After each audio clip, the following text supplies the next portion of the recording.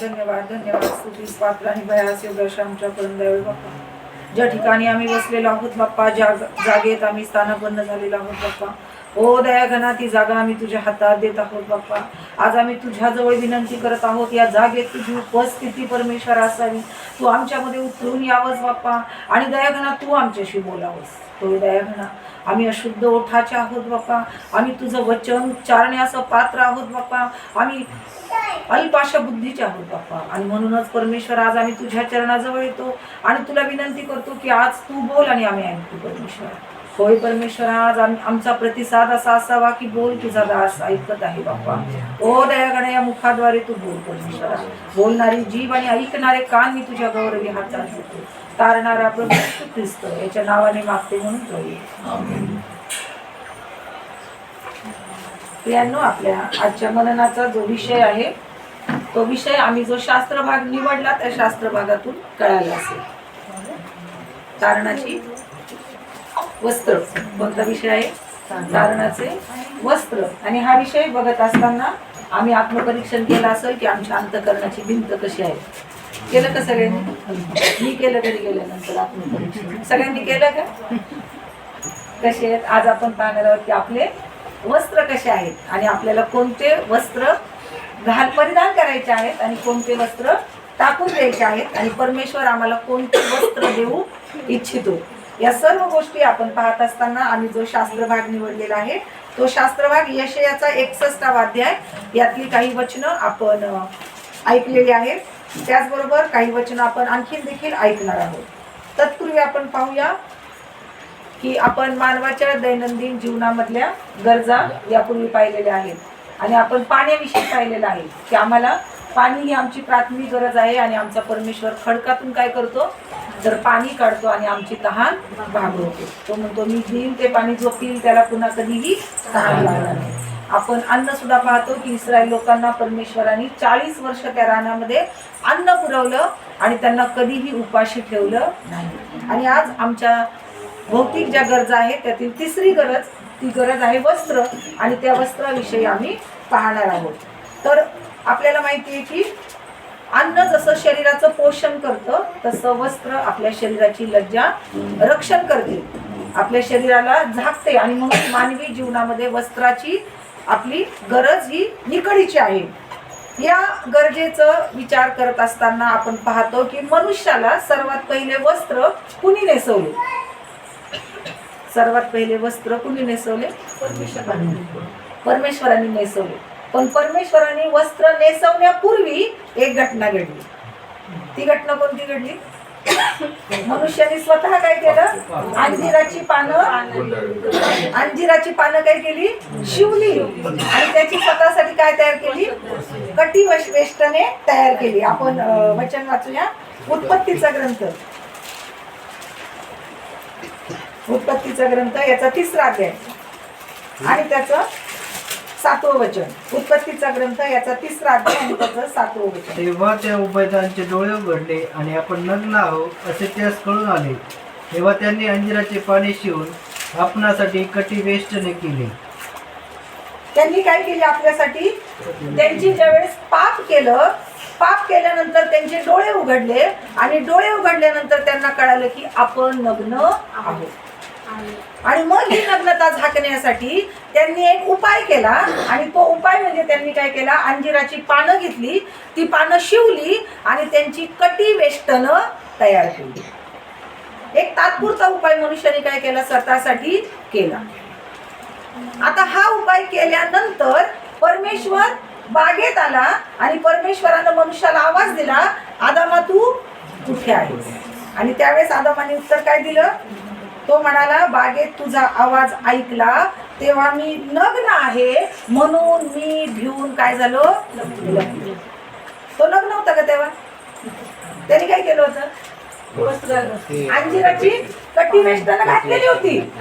पण त्याला माहित होतं की ती जी अंजिराच्या पानांची कटी वेष्टनं केलेली आहे पाप केल्यामुळं जी नग्नता माझ्यात आलेली आहे ती त्याच्यानी झाकली गेलेली नाही. मी परमेश्वराच्या समोर जाण्यास योग्य नाही. आणि म्हणून तो काय म्हणतो की म्हणून मी आता तुझ्या पुढं येऊ शकत नाही, तर मी भिवून काय झालेलो आहे, लपलेलो आहे. आणि मग आपण पुढे पाहतो की परमेश्वराने काय केलेलं आहे. आपण पुढचं वचन वाचूया, 21वे वचन. उत्पत्ती 3 अध्याय 21वे वचन. परमेश्वर देवाने आदाम व त्याची स्त्री यासाठी चर्मवस्त्रे करून त्यास घातली. मग परमेश्वराने काय केलं, चर्मवस्त्र करून त्यांना घातलेली आहे. चर्मवस्त्र म्हणजे काय, चमड्यापासून. आणि ते चमडं कुठून आलं असेल, पशूंचा वध करावा लागला असेल. मग पशूंचा वध करावा लागला म्हणजे रक्त सांडावं लागलं. मग रक्त सांडलं, पशूचा वध केला, त्याचं ते चामडं काढलं, त्याच्यापासून वस्त्र शिवले आणि मग ते भक्कम वस्त्र मनुष्याला काय केले, घातलेले आहे. आमची पाप आम्ही लपवू शकत नाही. जे पाप आम्ही केलेलं आहे ते आम्ही झाकू शकत नाही. ते फक्त परमेश्वरच झाकू शकतो. आणि ते कशाने झाकू शकतो, त्याच्या पुत्राच्या रक्ताने. आणि मग आपण नवीन करारामध्ये पाहतो की परमेश्वराने काय केलं, येशू ख्रिस्ताला पाठवलं, त्याचं बलिदान केलं, त्याचं रक्त सांडलं, त्या रक्ताचं आवरण आपल्या भोवती झालं. आणि आता त्या रक्ताचं आवरण झाल्यानंतर आपण काय झालो, परमेश्वराच्या पुढं उभं राहण्यास पात्र झाले. आपण केलेली उपाययोजना फोल ठरलेली आहे. मनुष्याच्या योजना फोल ठरतात. मग परमेश्वराने एक योजना केली, ती उत्पत्तीमध्येच करून ठेवली. आणि नवीन करारामध्ये कोणता पशु मारला नाही, कोणत्या पशुचं बलिदान केलं नाही, तर त्या परमेश्वरानं स्वतःचा एकुलता एक पुत्र भूतलावर पाठवला, त्याचं बलिदान केलं, त्याचं रक्त सांडलं आणि त्या रक्ताची वस्त्र आम्हाला, आणि तीच आमची तारणाची वस्त्र आहे. आता ज्या वेळेस या येशू ख्रिस्ताला भूतलावर पाठवलं, तर ही जी योजना होती ती योजना परमेश्वराने काय केलेली होती, जुन्या करारामध्ये आखून ठेवलेली होती. आणि तीच योजना आपण यशयाच्या 61व्या अध्यायात आता वाचलेली आहे. 3रं वचन आपण पुन्हा वाचूया. यशयाचा 61वा अध्याय आणि 3रं वचन. जीवनातील ग्रस्तास राखेच्या ऐवजी शिरोभूषण घालावे, त्या शोकाच्या ऐवजी हर्षरूप तेल द्यावे, खिन्न आत्म्याच्या ऐवजी प्रशंसारूप वस्त्र द्यावे. ते अर्थात अशासाठी की परमेश्वराच्या गौरवार्थ यास धार्मिकतेचे वृक्ष परमेश्वराने लावलेले रूप म्हणता यावे, म्हणून त्याने मला पाठविले आहे. यशयाच्या 61व्या अध्यायामध्ये आपण पाहतो की सियोनेच्या उद्धाराचं काय, हे शुभवृत्त आहे. शुभवृत्त म्हणजे चांगली बातमी. एक चांगली बातमी आहे आणि ती बातमी ही आहे की सियोनेतील लोकांचा काय होणार आहे, उद्धार होणार आहे. आणि तो उद्धार होण्यासाठी परमेश्वर काय करणार आहे, एक असा व्यक्ती पाठवणार आहे की त्या व्यक्तीविषयी सांगितलेलं आहे, प्रभू परमेश्वराचा आत्मा मजवर आला आहे, कारण दिनास शुभवृत्त सांगण्यास परमेश्वराने मला अभिषेक केला आहे. आपण नवीन करारामध्ये पाहतो कुणाला अभिषेक केला, येशू ख्रिस्ताला. त्याचा बाप्तिस्मा झाला तेव्हा काय झालं, त्याच्यावर पवित्र आत्मा उतरला आणि त्या पवित्र आत्म्याने आकाशातून काय आकाशवाणी झाली, हा माझा पुत्र मला परमप्रिय आहे. आणि पुढे काय म्हटलेले, याचे तुम्ही ऐका. कारण की तो कोण आहे, माझा पुत्र आहे, तो माझा शब्द आहे. आणि आता तुम्हाला तो काय करायचा आहे, ऐकायचा आहे. आणि म्हणून येशू ख्रिस्त म्हणतो की दिनास शुभवृत्त सांगण्यास मला काय केलेलं आहे, अभिषेक केलेला आहे. भग्न हृदयी जनास पट्टी बांधावी, धरून नेलेल्यास मुक्तता, बंदीवानास बंद विमोचन विदित करावे, परमेश्वराच्या प्रसादाचे वर्ष, आमच्या देवाचा सूड घेण्याचा दिवस विदित करावा, सर्व शोकग्रस्तांचे सांत्वन करावे. या सगळ्या गोष्टी कोणी केल्या, येशू ख्रिस्ताने केला. यरुशलेमेमध्ये 3.5 वर्ष त्यांनी जी त्याचा जो सेवा काळ होता त्या काळामध्ये त्यांनी हे सर्व केलं. भग्नजनांना पट्टी बांधली, आजाऱ्यांना बरं केलं, शोकग्रस्तांचे अश्रू पुसले. त्यानंतर त्यांनी काय केला, सुडाचा दिवस, परमेश्वराच्या प्रसादाचं वर्ष, हे सर्व काही त्यांनी काय केलं, आम्हाला विदित करून ठेवलं. आणि आता आपण पुढे पाहतो आणखीन त्यांनी काय केलं, तर सियोनेतील शोकग्रस्तास राखेच्या ऐवजी शिरोभूषण घालावे. काय योजना आहे देवाची, जे शोकग्रस्त आहेत. आपल्याला माहिती की उपासाच्या दिवसांमध्ये काय करायचे, पूर्वी शोक करायचे आणि कशात बसायचे? राखेत बसायचे. आणि फक्त राखेत बसत नव्हतं, तर आपले उंची वस्त्र जे असायचे ते काढून ठेवायचे आणि काय घालायचं? गोंताट घालायचं. मग गोंताट घालून त्या राखेत बसल्यावर ती राख घ्यायची आणि ती आपल्या डोक्यात टाकायची. का बरं? कारण की परमेश्वराला ते पश्चाताप करून सांगायचे की मी पापी, मी पापी, मी पापी आणि मला क्षमा कर. पण येशू ख्रिस्ताचं येणं ह्यासाठी झालं की येशू ख्रिस्त म्हणतो की जे शोकग्रस्त आहेत, त्या शोकग्रस्तांचं मला काय करायचंय? राखेऐवजी त्यांना काय करायचंय? शिरोभूषण. आज आम्ही राखेत बसतो का उपासाच्या दिवसात? नाही बसत. राखेऐवजी येशू ख्रिस्ताने आम्हाला काय घातलं? शिरोभूषण घातलेलं, नाही का? राखेऐवजी शिरोभूषण घालावे. पुढं तो म्हणतो की त्या शोकाच्या ऐवजी हर्षरूपी तेल द्यावं. शोकाचे दिवस संपले. आता आपण म्हणत नाही दुःखाचे दिवस. दुःखाचे दिवस म्हणतो का आपण? नाही म्हणत. आपण काय म्हणतो? आता प्रभूच्या सानिध्यात जाण्याचे दिवस, आत्म्यात सुदृढ होण्याचे दिवस, प्रार्थनेचे दिवस, नाही का? आत्म्यात बलवान होण्याचे दिवस, देवाला हाक मारण्याचे दिवस. आता उपासाच्या दिवसांना आपण दुःखाचे दिवस म्हणत नाही, कारण की येशू ख्रिस्त आला आणि त्यांनी योजना केली होती, ती पूर्ण केली. तो म्हणतो आता जे शोक करत होते, जे क्लेशात होते, जे दुःखात होते, त्यांना मी आता त्या राखेतून काढलं, त्यांना शिरोभूषण घातलं आणि आता मी त्यांना काय करणार आहे? त्यांच्या डोक्याला हर्षरूपी तेल लावणार. आज आपण आनंदी आहोत का? आज आपण जिवंतांच्या भूमीवर जिवंत आहोत. हाच आमच्यासाठी मोठा काय आहे? आनंद आहे. हाच आमच्यासाठी खूप मोठा आनंद आहे. आणि म्हणून तो म्हणतो की काय करणारे? शोकातून काढून हर्षरूपी तेल लावावे आणि खिन्न आत्म्याच्या ऐवजी प्रशंसा रूपी वस्त्र द्यावे. कोणतं वस्त्र द्यायसाठी आला येशू ख्रिस्त? खिन्न आत्म्याच्या ऐवजी प्रशंसा रूपी वस्त्र. म्हणजे वस्त्राचं कंपॅरिझन कशासाठी केलेलं आहे? खिन्न आत्म्यासाठी. आणखीन एका ठिकाणी देवाचं वचन सांगतं की आपले वस्त्र नव्हे तर हृदय फाडा. वस्त्र नव्हे तर हृदय फाडा. आणि इथं देवाचं वचन काय सांगतं की मी आता काय करणार आहे? खिन्न आत्म्याच्या ऐवजी काय देणार आहे तुम्हाला? प्रशंसा रूपी वस्त्र. आज आपण पाहतो की नाही का, खिन्न आपण छोट्या मोठ्या कारणांवरून आपण काय होतो? खिन्न होतो. खिन्न आत्मा, उदासी, एकटेपणा, शोक, क्लेश, आजार, नाराजी, आणि यामुळे आपला आत्मा काय होतो?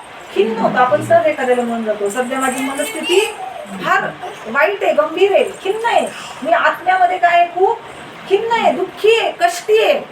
कारण की जग आणि जगातल्या गोष्टी आपल्याला काय करत असतात? त्रास देत असतात. नव्हे त्या त्रास देण्यासाठीच आहे. ह्या जग आणि जगातल्या गोष्टी आम्हाला खिन्न करतात, आम्हाला नाराज करतात, आम्हाला निराश करतात, आम्हाला एकटेपणात नेऊन सोडतात. कारण सैतानाची इच्छा असते की आम्ही प्रभूच्या सानिध्यात बसू. तर आम्ही खिन्न, निराश, उदास, शोकात, क्लेशात असावं की जेणेकरून आम्ही देवापासून दूर दूर दूर आणि दूर जाऊ. आणि मग ही जी खिन्नता आहे ती आम्हाला देवापासून दूर नेती. पण आम्ही विश्वास ठेवला पाहिजे की जी जी माझ्या खिन्नतेची कारणं आहेत, जी जी माझ्या नाराजीची कारणं आहेत, जी जी माझ्या क्लेशाची कारणं आहेत, ती कारणं जी आहेत त्याच्यावर आम्ही लक्ष लावायचं नाहीये, तर आम्ही येशू ख्रिस्तावर लक्ष लावायचंय. कारण त्या कारणांवर येशू ख्रिस्ताचं नियंत्रण. आपण आजारावर लक्ष द्यायचं नाही, कारण की आमचा विश्वास आहे आजार येशू बरा करेल. आम्ही आमच्या आर्थिक परिस्थितीवर लक्ष द्यायचं नाही, कारण की आपण पाहतो की आमची सुबत्ता ही कोणाकडून आहे? स्वर्गाकडून. आम्ही कोणत्याही आमच्या समस्येवर लक्ष लावायचं नाही, कारण आमचा विश्वास आहे की प्रत्येक समस्येवर नियंत्रण करणारा माझा येशू ख्रिस्त आहे. तो प्रत्येक समस्या काय करू शकतो? निराकरण करू शकतो, तो सोडवू शकतो. आणि म्हणून तो काय म्हणतो की खिन्न आत्म्यांना मला काय करायचंय? कोणतं वस्त्र द्यायचंय? प्रशंसा रूपी वस्त्र. आपण खिन्न असताना प्रशंसा करतो का? नाही. आपण प्रशंसा कधी करतो? ज्यावेळेस आनंदी असतो, ज्यावेळेस आपण हर्षात असतो, ज्यावेळेस आपण आनंदात असतो, त्यावेळेस आपण प्रशंसा करतो. पण ते उलट सांगतो. देवाची सगळी गणित उलटी. एका गालावर मारलं तर दुसरा गाल पुढे कर, एक बंडी घेतली तर दुसरी बंडी घेऊन टाक, एक मैल चालवलं तर 2 मैल चाल. सगळे नियम कसे? उलटे, जगापेक्षा वेगळे. आणि म्हणून तर परमेश्वर काय म्हणतो? जो खिन्न आहे त्याला मी काय करणार आहे? प्रशंसा रूपी वस्त्र घालणार. मग खिन्न अवस्थेत आपण प्रशंसा रूपी वस्त्र घालू शकतो का? घालू शकतो. प्रेषितांच्या कृत्यमध्ये आपण पाहतो पौल आणि सिला काय परिस्थिती होती या पौल आणि सिलाची आपण पाहूया. प्रेषितांची कृत्ये याचा 16वा अध्याय आणि त्याचं 22वे वचन. प्रेषितांची कृत्ये याचा 16वा अध्याय आणि त्याचं 22वे वचन. तेव्हा लोक त्याच्यावर उठले आणि अधिकाऱ्यांनी त्यांची वस्त्रे फाडून काढली व त्यांना छड्या मारवायची आज्ञा दिली. अधिकाऱ्यांनी काय केलं? त्यांची काय केलेले? वस्त्र काढलेले. पौल आणि सिला शुभवृत्त सांगत होते, सुवार्ता सांगत होते. त्यावेळेस लोकांनी त्यांना पकडलेलं आहे, अधिकाऱ्यांकडे आणलेलं आहे आणि त्या अधिकाऱ्यांनी त्यांची वस्त्र काढून टाकलेली आहेत आणि त्यांना छड्यांनी काय केलेलं आहे? मार दिलेला आहे.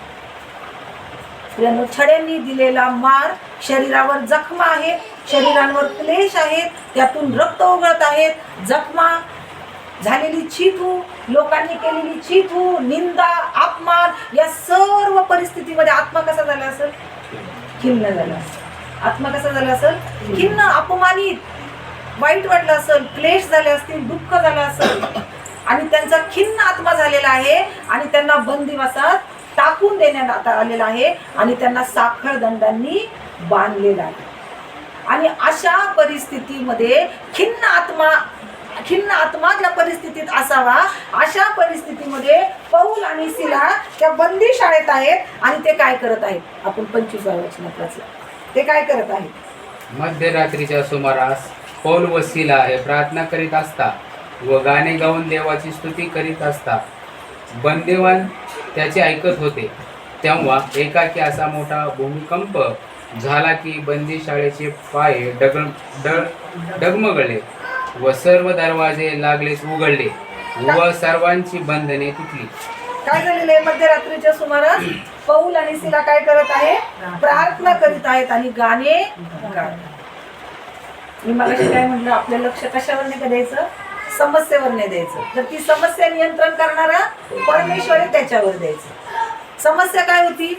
जखमी होते, रक्त सांडत होतं, वेदना होत होत्या, शरीर ठसठसत होतं, अपमान झाला होता, निंदा झाली होती, खिन्न झाले होते. त्याच्यावर लक्ष नाही लावलं. लक्ष कुठं लावलं? स्वर्गीच्या देवावर. गाणे गाते, प्रार्थना करत आहेत, देवाची स्तुती करत आहेत आणि ती प्रार्थना परमेश्वराने ऐकलेली आहे. आणि काय झालेले? भूमिकंप झालेला आहे, पाय डळमळले आहेत, दरवाजे उघडलेले आहेत, साखळदंड गळून पडले. आणि असं वचन सांगतं की बंधनं तुटलेली आहेत. पौल आणि सिला यांची बंधनं काय झालेली आहे? तुटलेली आहेत. देवानं खिन्न रूपी आत्मा काढून त्यांना काय दिलेले? हर्षरूपी वस्त्र दिले, प्रशंसा रूपी वस्त्र दिले. आज आम्ही प्रशंसा करण्यासाठी इथं आलेलो आहे. देवाची प्रशंसा करण्यासाठी आम्ही इथं आलेलो आहोत. आणखीन आपण एक उदाहरण पाहूया. आमचा येशू आम्हाला अशी वस्त्र देण्यासाठी काय उत्सुक आहे. कोणकोणती वस्त्र? राखेऐवजी शिरोभूषण. आणखी दुसरं काय होतं? हर्षरूपी शोकाऐवजी हर्षरूपी तेल आणि खिन्न आत्म्याऐवजी प्रशंसारूपी वस्त्र. येशूला काय करायचे? आम्हाला द्यायचे. आणि म्हणून यशाया पुढे काय म्हणतो की मी हर्ष पावतो, माझा जीव उल्हासतो, कारण मला परमेश्वराने काय केलेली आहे? तारणाची वस्त्र. नवरा जसा शेला पागोटे घालतो, नवऱ्याचा ड्रेस वेगळा असतो, इतर वराड्यांपेक्षा त्याचा ड्रेस वेगळा असतो नाही का. नवरा शेला पागोटे आणि नवरी काय करते? अलंकारांनी स्वतःला भूषित करते. हे कशासाठी? तर त्यांचा विवाह आहे नाही का, आणि ते वेगळे आहेत आणि स्वतःला ते भूषित करतात, कारण की आज त्यांच्याकडे काय करणार आहेत? सगळे पाहणार आहेत. आज त्यांचा विवाह आहे आणि हे सगळं जसं नवरा आणि नवरी करतात तसं यशाया म्हणतो की त्याने मला काय केलेलं आहे? तारणाची वस्त्र दिलेली आहे आणि धार्मिकतेच्या झग्याने काय केलेले? आच्छादलेले. आच्छादन म्हणजे काय? केसापासून नखापर्यंत वस्त्र घालणे म्हणजे फक्त आपण ठराविक भाग जातो, पण आच्छादन म्हणजे काय? तर डोक्याच्या केसापासून पायाच्या नखापर्यंत. आपण प्रार्थना करताना म्हणतो नाही का, हे परमेश्वरा माझ्या डोक्याच्या केसापासून पायाच्या नखापर्यंत तू काय कर? माझा समजा. परमेश्वर म्हणतो मी आच्छादले तुला. कशाने आच्छादले? धार्मिकतेच्या झग्याने तुला मी काय केलेले? आच्छादलेलं आहे. तारणाची वस्त्र मी तुला नेसवली. त्याने काय आम्ही आज तारणाची वस्त्र नेसलेले आहोत. उत्पत्तीपासून परमेश्वराने योजना करून ठेवली. येशू ख्रिस्ताला पाठवलं, त्याचं बलिदान दिलं, त्याचं रक्त सांडलं, त्या रक्ताचा झगा तयार केला, त्या झगाने आम्हाला आच्छादलं, आम्ही ते घातलेलं आहे. ते घालण्यासाठी आम्हाला आधीची वस्त्र काय करावी लागतील? काढून टाकावी. आधीची वस्त्र काढून टाकावी. बर्थलमे आठवतो आपल्याला, येरियोच्या वाटेवर बर्थलमे बसला होता. ओ दाविदाचे पुत्र, मग पाप्यावर दया करा, धावा करून ओरडलेला आहे. आणि शिष्य जाऊन काय म्हणतात ते त्याला, तुला येशूने बोलवलेलं आहे. आणि असं म्हटल्यानंतर त्यांनी काय केलेलं आहे आपण वाचू. मार्क याचा 10वा अध्याय आणि त्याचं 50वं वचन. ज्यावेळेस येशू ख्रिस्ताने त्याला बोलवलंय त्यावेळेस त्यांनी कोणती कृती केलेली आपण पाहूया. मार्क शुभवर्तमान याचा 10वा अध्याय आणि 50वं वचन. तेव्हा तो आपले वस्त्र टाकून उठला व येशूकडे आला. कोणती कृती केली त्यांनी? आपले वस्त्र टाकून दिले. आपले वस्त्र टाकून दिले. कोणते वस्त्र होते त्याचे? कोण होता तो? भिकारी होता. मग त्याचे वस्त्र कसे होते? भिकारीचे मळके, फाटके, तोकडे, कितीतरी दिवसापूर्वी त्यांनी ते परिधान केलेले असतील, डागाळलेले, आणि तसे वस्त्र होते. म्हणूनच लोक त्याला काय करत होते? भीक देत होते. आणि कधीतरी ते परिधान केलेले वस्त्र होते आणि त्याने ऐकलं की मला कुणी बोलवलं? येशूने बोलवलं. हे वस्त्र घालून त्याच्या पुढे मी जाऊ शकत, आता नक्कीच तो मला काय करणार? नवीन वस्त्र द्या. अहो, येशूने बोलवले. येशू कोण हे त्याला माहित होतं. तो काय म्हटला होता? दाविदाचे पुत्र. त्याला माहित होता हा कोण आहे? दाविदाचा पुत्र आहे, दाविदाच्या सिंहासनावर बसलेला आहे, तो राजांचा राजा आहे. त्यानं आंधळ्यांना बरं केले, लंगड्यांना बरं केले, मेलेल्यांना उठवले. हे त्या बर्थलमयाने त्या यरीहोच्या वाटेवर ऐकलेलं होतं. आणि म्हणून त्यांनी काय केलेलं आहे? लगबगीनं आपली वस्त्र टाकून दिले. वचन सांगते की त्यांनी वस्त्र काय केले? तिथंच टाकून दिले. काढले पण नाही घेतलेले, तिथंच लगेच काय केले? टाकून दिलेले. आणि तो उठून कुठे गेलेला आहे? येशूकडे. आणि येशूने त्याला नवीन वस्त्र दिले. आणखीन एक उदाहरण आपण पाहतो उधळ्या पुत्राचं. बापाच्या घरातून आपला वाटा घेऊन दूर देशी निघून गेलेला आहे. सर्व पैसा उधळला आणि आता त्याला आठवण आलेली आहे की मी माझ्या बापाकडे जाईल आणि म्हणेल मी तुमचा पुत्र म्हणावयास योग्य नाही. अनेक दिवसांनंतर तो वापस आलेला आहे आणि त्याचे वस्त्र कसे असते? त्यांनी काय केलं होतं? कुठं राहिलं होतं? डुकरांच्या कळपामध्ये, नाही का? डुकरांच्या कळपामध्ये कसे झाले असतील त्याचे वस्त्र? किती त्याला दुर्गंधी येत असेल, नाही का? आणि ते वस्त्र घालून तो परत आलेला आहे. ते दुर्गंधीने भरलेले, मळलेले, विटलेले, फाटलेले असे वस्त्र घालून तो आपल्या बापाच्या घरी आलेला आहे. आणि वचन सांगतं की बापाने त्याचे काय केलेले? मुके घेतलेले. बापाने त्याची मुके घेतलेले आहेत आणि दासांना आज्ञा केलेली आहे की जा आणि त्याला काय करा? झगा घाला. काय घाला? त्याला झगा घाला. त्याला आच्छादा. डोक्याच्या केसापासून पायाच्या नखापर्यंत त्याला आच्छादून टाका. कारण तो आता काय झालेला आहे? माझ्याकडं. ज्यावेळेस आम्ही येशूकडे आमचे ते मळके, विटके, पापाने भरलेले वस्त्र टाकून जातो, येशू ख्रिस्त आम्हाला काय करतो? नवीन झगा घालतो. आणि तो झगा धार्मिकतेचा आणि तारणाचा. आणि तो झगा परिधान करण्यासाठी तो आम्हाला काय करत आहे? बोलावत आहे. मग हे कोणकोणते वस्त्र आहेत ते आम्हाला काढून टाकायचे. कोणकोणते वस्त्र आहेत ते आम्हाला काढून टाकायचे आहे आणि येशूकडे जाऊन नवीन वस्त्र परिधान करायचे आहे. आपण पाहूया लूक शुभवर्तमान याचा 16वा अध्याय आणि त्याचं 19वं वचन. कोणी एक श्रीमंत मनुष्य होता. तो जांभळे व तलम वस्त्रे घालीत असे आणि दररोज थाटामाटाने ख्याली खुशाली करीत असे. कोणी एक श्रीमंत मनुष्य होता आणि तो काय करत होता? रोज कसे वस्त्र घालत होता? जांभळे आणि तलम, नाही का? त्यावेळेस जांभळे वस्त्र म्हणजे उच्च, एकदम उच्च जातीचे लोक, उच्च दर्जाचे लोक किंवा जे अति श्रीमंत लोक होते ते श्रीमंत लोक काय करायचे? जांभळी आणि तलम वस्त्र घालायचे. आणि हा एक श्रीमंत मनुष्य होता की तो कसं कोणते वस्त्र घालायचा? जांभळी आणि तलम. आणि पुढे काय म्हटलेले? सुख विलासात जगत होता. म्हणजे त्याचे वस्त्र कसे होते? सुख विलासाची वस्त्र. म्हणजे या वचनाचा अर्थ असा नाही की आपण उंची पोशाख करू नये. देवाने आपल्याला दिलंय, आपण घालावं, पण इथं त्या वस्त्रांचा अर्थ आहे ते सुखविलासाचे वस्त्र तो घालत होता.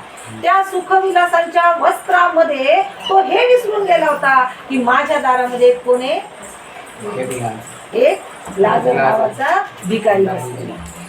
त्या सुखविलासाच्या वस्त्रांमध्ये तो हे विसरला होता की माझ्याकडून त्याला काहीतरी मदत होईल. तो मोठ्या अपेक्षेने माझ्या दारात बसलेला आहे. जर आम्ही ती सुखविलासाची वस्त्र घातलेली आहेत, त्या वस्त्रांमध्ये आम्ही आमच्या बंधूला विसरत आहोत, तर ती वस्त्र आम्हाला काय करायची आहेत, काढून टाकायची. जांभळी आणि तलम वस्त्र, चांगल्या प्रतीची वस्त्र, पण ती वस्त्र आम्हाला काय करायची आहेत, काढून टाकायची. आणखीन एक वस्त्र आपण बघू, प्रेषितांची कृत्ये याचा 12वा अध्याय आणि त्याचं 21वे वचन. नंतर मेलेल्या दिवशी हेरोद राजवस्त्रे घालून आसनावर बसला आणि जमलेल्या लोकांपुढे भाषण करू लागला. तेव्हा लोक गजर करून बोलले, ही देववाणी आहे, मनुष्यवाणी नव्हे. कोणते वस्त्र घातलेले हेरोदाने? राजवस्त्र. कोणते वस्त्र घातलेले? राजवस्त्र. म्हणजे उंची पोशाख असेल नाही का? राजवस्त्र म्हणजे उंची पोशाख घातलेला आहे आणि तो आपल्या सिंहासनावर स्थानापन्न झालेला आहे. आणि तो जेव्हा बोलला त्यावेळेस लोक काय म्हटले की कोण बोललं?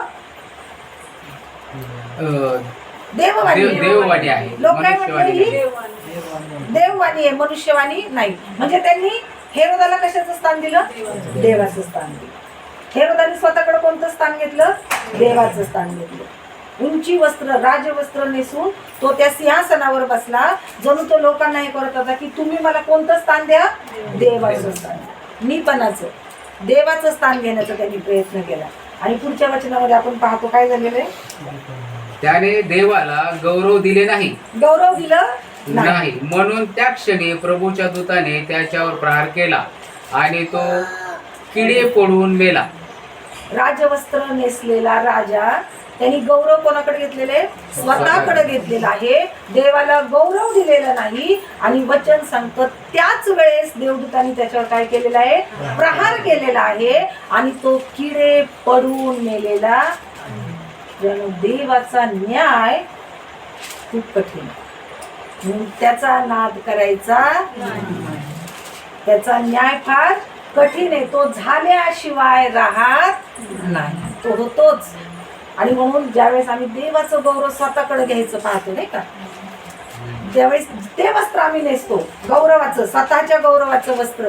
इथं मी पुन्हा सांगेल, उंची वस्त्र, जांभळी वस्त्र, तलम वस्त्र, म्हणजे या वचनाचा अर्थ असा कधीच नाही की आपण चांगले चांगले कपडे घालू नये. पण ह्याचा अर्थ असा आहे की सुखविलासाचे वस्त्र.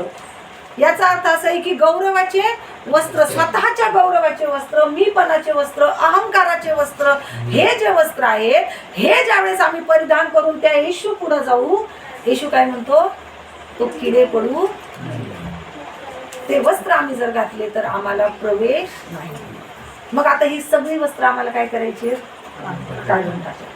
मग ही काढल्यानंतर आम्हाला येशू काय करणार? तारणाची वस्त्र देणार. मग ती तारणाची वस्त्र घालणं गरजेचंच आहे का?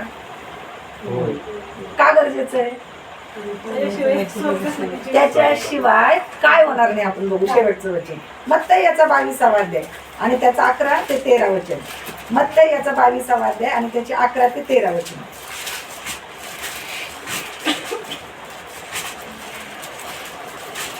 मग राजा जेवणाऱ्यास पाहाव्यास आत आला, तेव्हा लग्नाचा पोशाख न घातलेला असा एक मनुष्य त्याच्या दृष्टीस पडला. त्याला तो म्हणाला, मित्रा, तू लग्नाचा पोशाख न घालता येथे कसा शिरलास? त्याला काही उत्तर देता येईना. तेव्हा राजाने चाकरास सांगितले, याचे हातपाय बांधून याला बाहेरील अंधारात टाका, तेथे रडणे व दात खाणे चालेल. काय इथं कोणतं दृश्य आहे? एक लग्न आहे नाही का? लग्नाचं काय आहे? मेजवानी आहे. आणि ज्याच्या घरी मेजवानी आहे तो राजा काय झालेला आहे? त्या जेवणाऱ्यांचं ते कक्ष जे ते नाही का, जेवणाऱ्यांचं जे कक्ष आहे त्या कक्षामध्ये गेलेला आहे. तो बघत आहे सगळेजण भोजन करत आहे आणि त्याच्या दृष्टीला पडलं की एक मनुष्य होता, त्यांनी काय केलं होतं? लग्नाचा पोशाख घातला नव्हता. म्हणजे त्यावेळेस ठरलेले असायचे पोशाख नाही का, आमंत्रितांना पोशाख ठरलेले होते आणि तो पोशाख त्यांनी घातलेला नव्हता. त्यावेळेस राजाने त्याला हटकलेले. राजाने त्याला विचारलेलं आहे की तू आत कसा शिरलास, कारण की तू लग्नाचा जो पोशाख आहे तो घातलेला नाही. आणि त्याला उत्तर देता येईना. आणि मग दासांना काय सांगितलेले, त्याचे हातपाय बांधा आणि याला अंधार कोठडी टाका जिथं रडणं आणि दात खाणं चालू. त्याने सांगा, रडणं आणि दात खाणं कुठं चालतं? नाही का अधोलोकामध्ये, नाही का? जर ही वस्त्र आम्ही नेसले नाही तर आम्हाला पण एका लग्नाला जायचं. कोणत्या लग्नाला जायचं नाही ते? स्वर्गामध्ये. कोणाचं लग्न आहे? कोकऱ्याच्या लग्नाची मेजवानी. शेरताईंच्या घरची आज मेजवानी. पण ह्या मेजवानीपेक्षा आपल्याला आणखीन एका मेजवानीची तयारी करायची. स्वर्गामध्ये कोकऱ्याच्या लग्नाची मेजवानी आहे. आणि जर त्या मेजवानीला आपल्याला सगळ्यांना हजर राहायचंय तर आपल्याला काय करायचंय, तो लग्नाचा पोशाख. आणि तो पोशाख दुसरा तिसरा कोणता नसून तो कोणता आहे? येशू ख्रिस्ताने दिलेली तारणाची वस्त्र आणि धार्मिकतेचा झगा. ज्यावेळेस आम्ही तो घालू त्यावेळेस प्रकटीकरण 19:9 म्हणतं की कोकऱ्याच्या लग्नाच्या मेजवानीला बोलावलेले ते धन्य. आणि मग आम्हाला त्या मेजवानीचा काय करता येईल? आस्वाद घेता येईल. त्या कोकऱ्याच्या लग्नाला आम्हाला जाता येईल, त्या मेजवानीचा आस्वाद. आज वेगवेगळ्या प्रकारचे वस्त्र आम्ही परिधान केलेले. सुखविलासाचे वस्त्र, घाणेरडे मळके विटके आमच्या पापाने भरलेले वस्त्र, अहंकाराचे वस्त्र, गर्वाचे वस्त्र, इतके वस्त्र आम्ही परिधान केलेले आहेत की आमच्या दृष्टीने त्या तारणाची वस्त्र काय झालेली आहे? दुर्लक्षित झालेली. तो धार्मिकतेचा झगा काय झालेला आहे? दुर्लक्षित झालेला. आणि परमेश्वराला कळकळे, त्याच्या आत्म्यामध्ये ती कळकळे की माझ्या लेकरांनी काय करावं? तो झगा घालावा. कारण की ज्यावेळेस परमेश्वर स्वर्गातून पाहतो त्यावेळेस त्याला आमचं पाप दिसतं. निष्कलंक कुणीच नाही का? सर्वांनी पाप केलं आणि ते देवाच्या गौरवाला गेले. आम्ही सर्वांनी पाप केलेले. आणि ज्यावेळेस स्वर्गातून देव माझ्याकडे बघतो तर देवाला काय दिसतं? पाप दिसतं. पण ज्यावेळेस आम्ही त्या येशू ख्रिस्ताच्या रक्ताचा झगा घालतो, ती तारणाची वस्त्र घालतो, त्यावेळेस स्वर्गातून देव बघतो. त्यावेळेस देवाला काय दिसतं? शुद्ध आणि रक्त दिसतं. आणि ते रक्त कसं आहे? शुद्ध आणि पवित्र. आणि त्या रक्ताखाली आवरण असलेले आम्ही, आच्छादलेले आम्ही सुद्धा काय होतो? शुद्ध आणि पवित्र. किती त्या वस्त्रांची आम्हाला गरज होती. आज आम्ही अभिमानानं असं म्हणतो का की ते वस्त्र जसं परमेश्वराच्या ठाई मी अत्यंत हर्ष पावतो, कारण माझ्या देवाच्या ठाई माझा जीव उल्हासतो. कारण जसा नवरा शेला पागोटे लिहून स्वतःला याजकासारखं मंडित करतो, नवरी अलंकाराने स्वतःला भूषित करते, तशी त्याने मला तारणाची वस्त्र नेसवली आहे आणि धार्मिकतेच्या झगाने मला होते आहे. प्रभू आम्हाला धार्मिकतेच्या झगाने आणि तारणाच्या वस्त्रांनी आच्छादू इच्छितो. आम्ही आज आमची सर्व जी वस्त्र आहेत ती आमची आम्हालाच माहिती आहे. माझी मलाच माहिती आहे, तुमची तुम्हालाच माहिती आहे. ती वस्त्र आज आम्हाला काय करायची आहेत? काढून टाकायची आहेत. येशू आज आम्हाला बोलावं होते. त्या बर्थलेमॅन काय केलं? ते टाकून दिली आणि तो उठून येशूकडं गेला. आज आमची वस्त्र आम्हाला टाकून द्यायची आहेत आणि ते येशूकडं जायचं. तो आम्हाला बोलावत आहे, कारण की तो म्हणतो की मेजवानीला बोलावलेले ते धन्य आहे. आम्हाला त्या मेजवानीला जर जायचं आहे तर ते वस्त्र परिधान केल्याशिवाय पर्याय नाही. प्रभू करो आणि आजचं वचन आमच्यासाठी आशीर्वादाचं, लाभाचं आणि आरोग्याचं.